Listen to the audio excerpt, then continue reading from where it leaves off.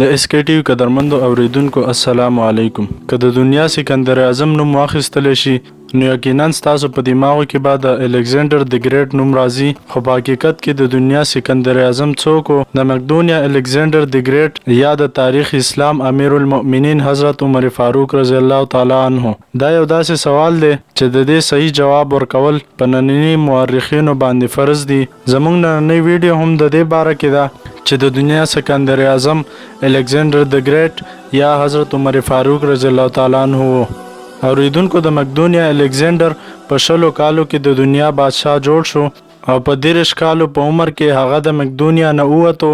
او د ټولو نه مخکې یونان فتح کړو. د دې نه وروسته هغه ترکیه کې داخل شو، بیا ایران ته ورسېدو. د دې نه وروسته هغه شام فتح کړو او د دې نه وروسته هغه د یروشلم او د بابل طرف وکړو. د دې نه وروسته هغه مصر ته ورسېدو او بیا هندوستان ته راغلو. په هندوستان کې هغه پورش سره جنگ وکړو او د خپل اس په یاد کې پالیا ښار آباد کو. د دې وروسته هغه د واپسۍ سفر شروع کړو، خو په لاره کې د ټایفاید تبې د وجې د بخنصر په محل کې د 33 کالو په عمر کې وفات شو. د نن ورځ پورې دنیا ته دا هم ویلې شوي دي چې هغه د دنیا یو عظیم بادشاه، فاتح او جرنیل وو او تاریخ د داسې کارنامو په وجه هغه ته الکسندر د ګریټ نوم ورکړو او مونږ هم هغه سکندر اعظم او د بادشاهانو بادشاه جوړ کړو. خو د حضرت عمر فاروق رضی الله تعالی عنہ په موجودګۍ کې آیا هغه ته دا حق حاصل دی؟ اوریدونکو، الکسندر د ګریټ د بادشاه زوی و. هغه ته ماهر استادانو د اس سواری چل وښودلو او د 100 کالو په عمر کې هغه ته د بادشاہي تخت پیش کړی شو. خو د دې په مقابله کې حضرت عمر فاروق رضی الله تعالی عنہ داسې یو بادشاه و، هغه به چلی او اوخان سرول او هم په دې کې غټ شوی و. هغه د اس سواری او تیراندازي هم د کوم استاد نه زده کړي. سکندر اعظم د یو ټرین شوی آرمی سره په 100 کالو کې 12 لکه مربع میل علاقه فتح کړې وه، خو حضرت عمر فاروق رضی الله تعالی عنہ په 100 کالو کې د یو بغیر ټرین شوی آرمی سره 22 لکه مربع میل علاقه فتح کړې وه. په کومو علاقو کې چې روم او ایران شامل وو، دا هغه علاقې وې چې د هغه وخت دا صفر طاقت وو. نن د میزایلو، ابدوزو او د ټکنالوژي په دې دور کې هم چا سره داسې بادشاہي نشته کوم چې حضرت عمر فاروق رضی الله تعالی عنہ د اسونو په شاګانو باندې فتح کړی و او د هغې د چلولو دپاره یو مکمل نظام هم جوړ کړی و. که مونږ د تاریخ جایزه واخلو، په دنیا کې داسې ډېر غټ فاتحین تیر شوي دي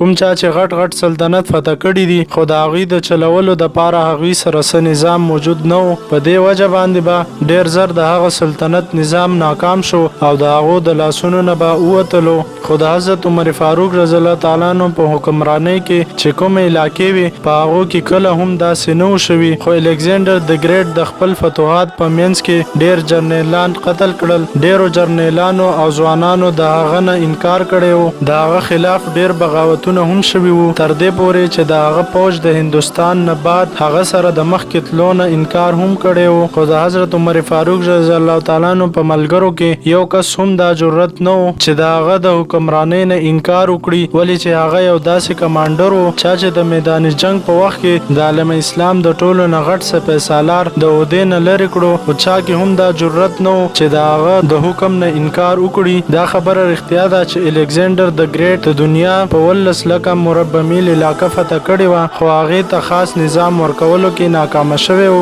خو حضرت عمر فاروق رضی الله تعالی عنہ دنیا ته یو داسې نظام ورکړو چې نن هم په دنیا کې چلیږي. هغه د سن هجری شروع هم کړی و. د جیل تصور یې ورکړو، د پولیس نظام یې جوړ کړو، د مؤذنینو دپاره یې تنخواګانې مقرر کړي، په جوماتونو کې یې د رڼا بندوبست وکړو، د پولیس محکمه یې جوړه کړه، د یو مکمل عدالتي نظام یې جوړ کړو، د اوبو نظام یې جوړ کړو، پوځي ځایونه یې جوړ کړل، د فوج یې باقاعده یو محکمه جوړه کړه. هغه د ټولو نه مخکې د پیس کلو ماشومانو، کونډو، معذورانو او د غریبانانو دپاره وظیفې مقررې کړې. هغه د ټولو نه مخکې د حکمرانانو، سرکاري عهدو والا او د مالدارو خلکو جایدادونو مخامخ کولو تصور جوړ کړو، ولې چې کله هم د عوام پیسه ونه خوري او نه کرپشن وکړي. هغه د ناانصافي کولو والا ججانو ته سزا ورکولو سلسله هم شروع کړه. هغه په خپل امیر المؤمنین کېدو سره به هغه د شپې د تجارتي قافلو څوکیداري کوله. هغه به ویل چې کوم بادشاه عدل کوي هغه د شپې بغیر د ویرې ودو کیږي. هغه فرمایل د قوم بادشاه د قوم ریښتونه خادم وي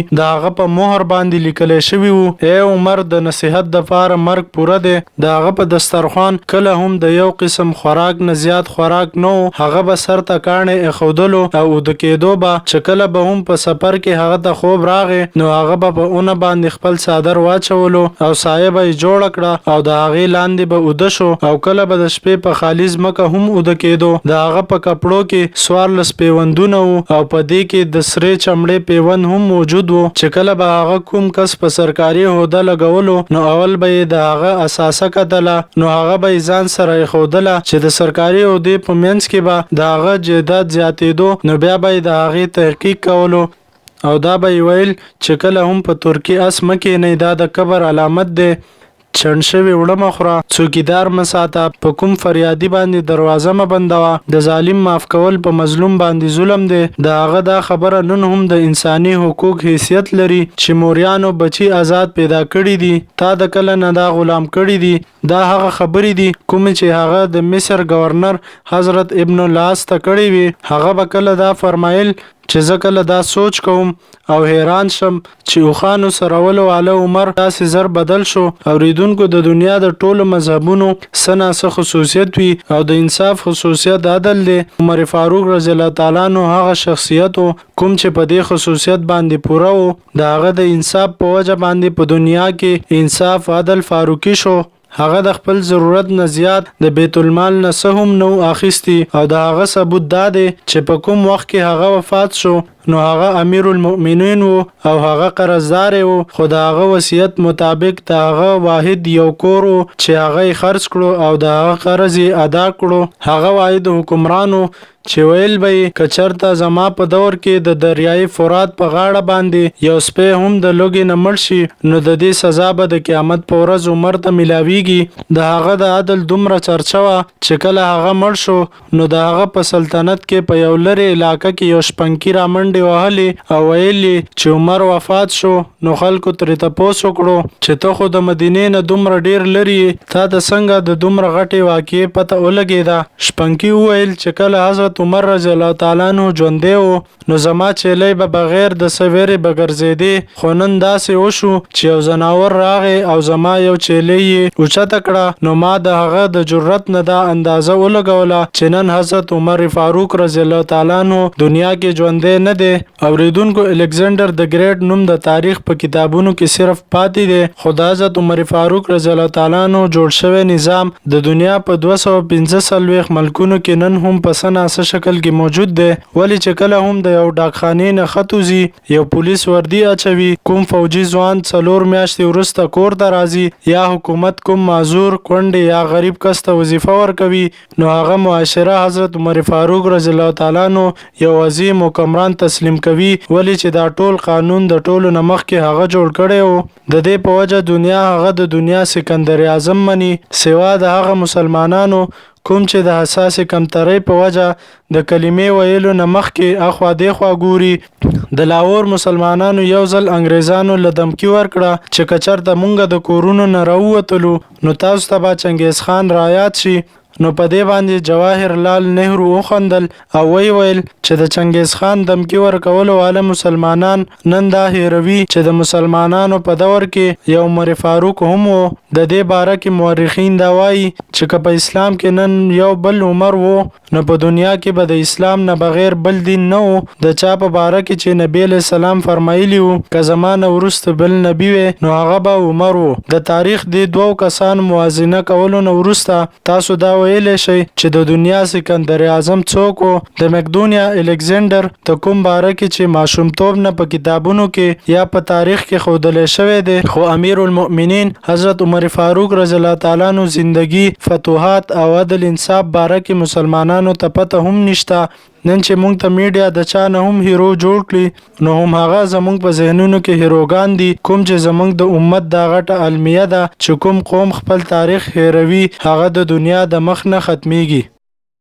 امید لرم چې دا ویډیو بس تاسو د پاره یو معلوماتي ویډیو وي د نورو معلوماتي او زړه پورې ویډیو د پاره زمونږ چینل سبسکرایب کړئ او ورسره بیل بټن کلیک کړئ تر څو چې زمونږ نوی ویډیو تاسو ته ملاويږي والسلام